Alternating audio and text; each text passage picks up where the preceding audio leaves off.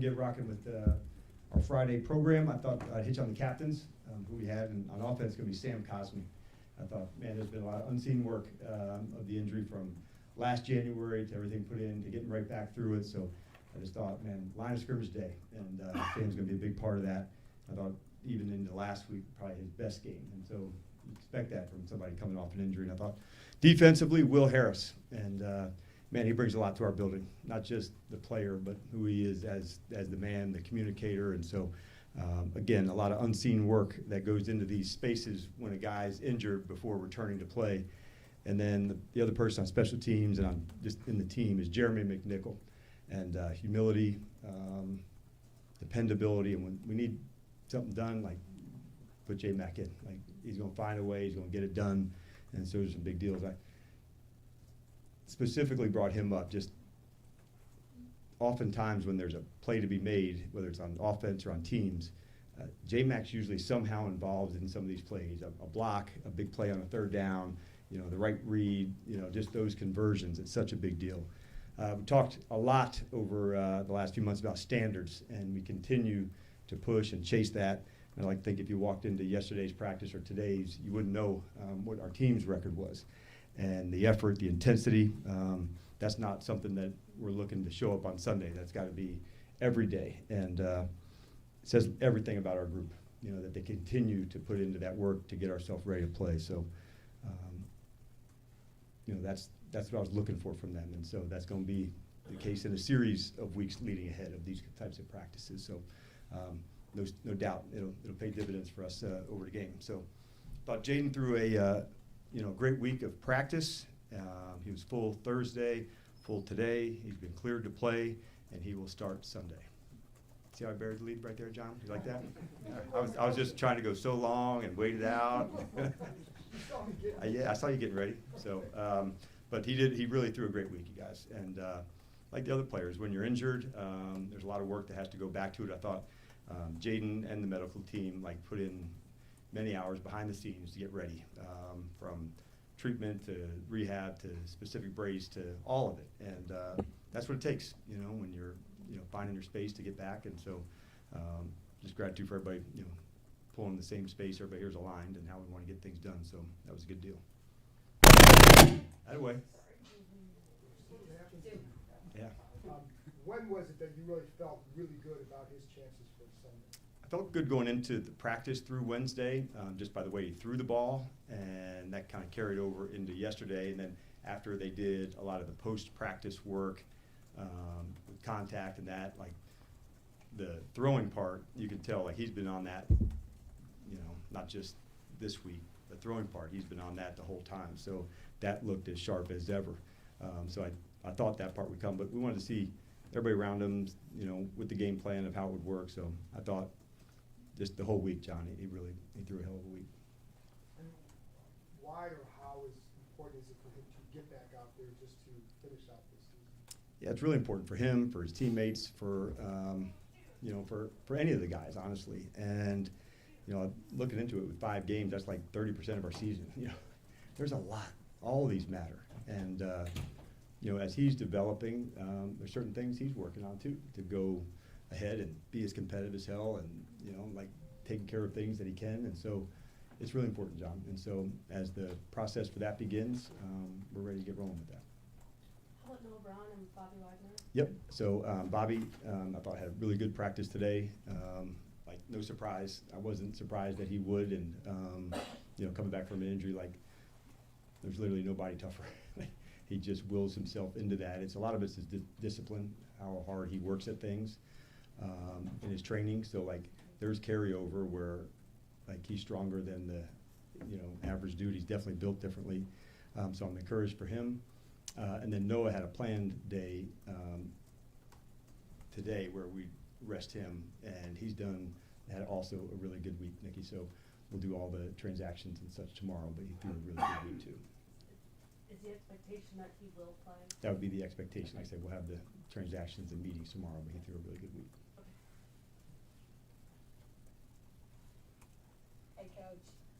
The last 2 weeks in game and in practice, what are some of the little things that you're starting to see from this team, particularly in the secondary? It's a good question.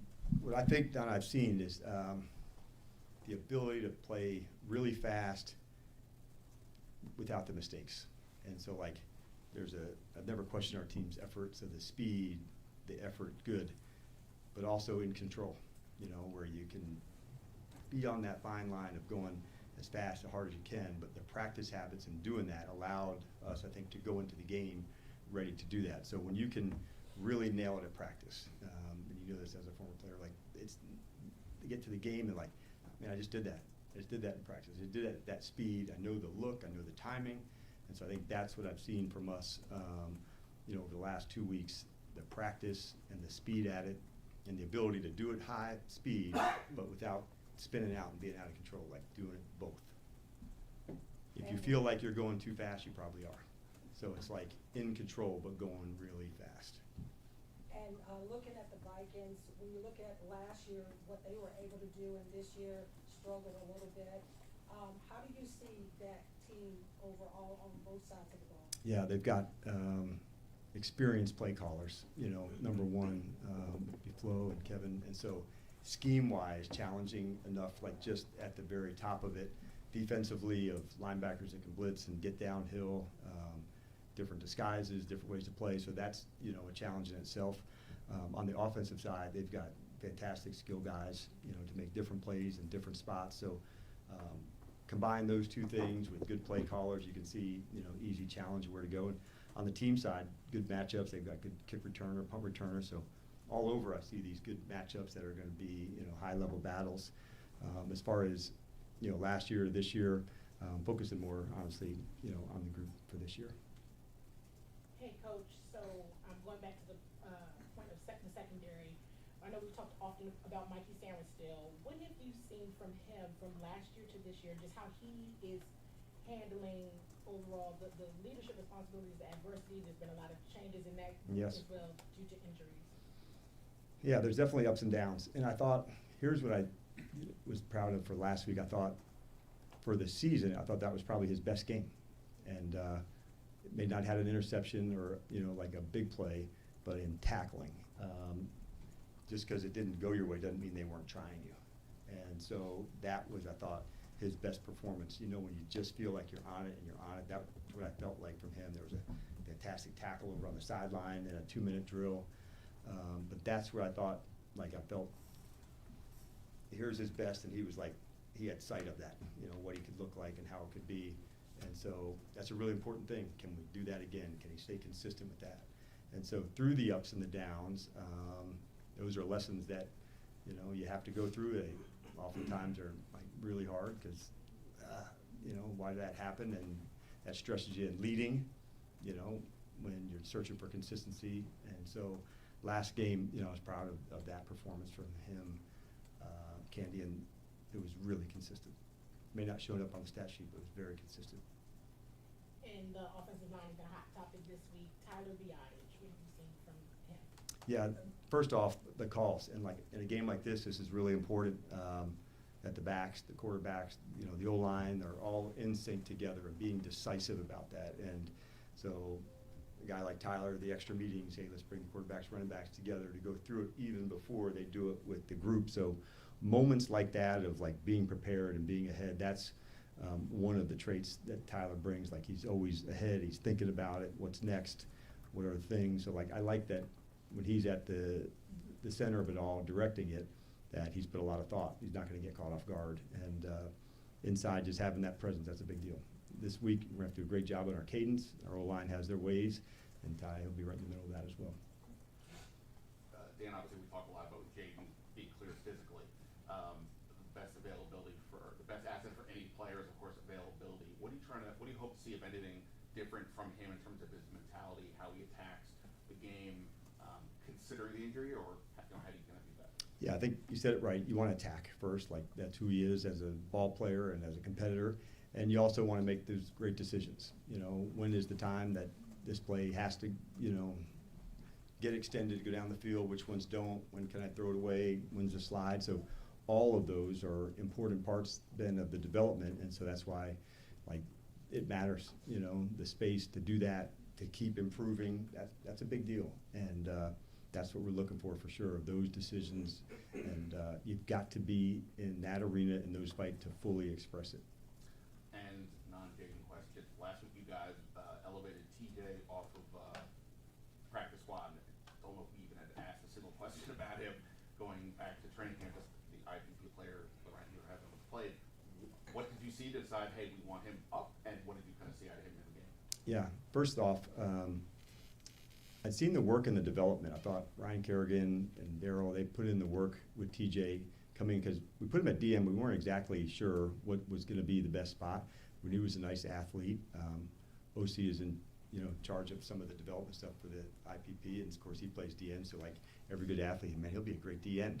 So was he going to be a tight end, a DN? I wasn't sure, and I knew just watching this film from rugby that he had like unique traits about him, and oftentimes I would show that to the team, and they would get like, all right, there's seeing him, but he really has developed because of the speed, the quickness. I wanted him in for last week just to add some more pass rush to our group. Could he add a flash? Could he do that? And so it was great to get his first action. That won't be his last one, I wouldn't think.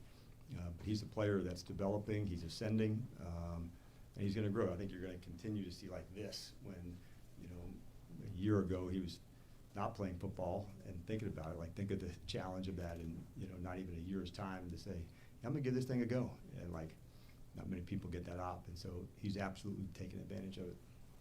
Take three more. Hey, good afternoon, Coach. Good afternoon. From a pass rushing perspective, you guys don't rush your DBs very often. Just kind of curious, like theologically, why that is. Sometimes when you do that, there's other exposures you could get. If you're doing zones, it makes it somewhat easier. If you're going to bring a nickel, who's going to take the coverage of the slot player? If you want a safety into that space, so sometimes we would, but I'd rather bring more, closer to the line of scrimmage, often than somebody that's further away. And then on the cover side of things, on those moments, can we keep those guys in that can guard and be in that spot? So more just personnel driven. If there was somebody that had blitz ability than over cover ability, like I'd lean into that more too. In the past, that was Chin. I blitzed him a lot, knowing that there's a big guy ripping off the edge, and so I think it's kind of how do you want to match the players and do that. But we're equipped to do those. But I think just trying to find the best matchups you can. Dan, you guys run Jayden a little bit less this year in the time he's played relative to last year to Zach's of RPOs. Have you had any conversations with Cliff about deploying him differently or adjusting play calling given the injuries that he's had this year? It's a great question. I'm gonna really be very vanilla with you.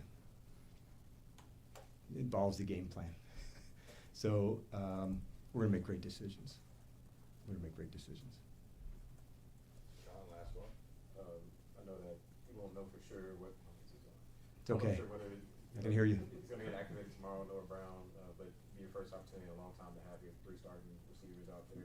How could that help? In addition to Jayden being back in lockdown. Yeah, seeing those three at practice, that you felt energy, you felt playmaking ability. I think you probably felt some of that with Terry back into it, where it opens up other things as well. And so adding Noah back into that would be a really big deal for us. His physicality, the playmaking ability, he's very experienced, and like honestly going through like getting back into the return to play, like in the meetings, knowing it, like he's always somebody that was on it in that space. So I just love the competitor that he is, and yeah, it would certainly add a lot for us. All right. Thanks, Coach. All right, you guys have a good one.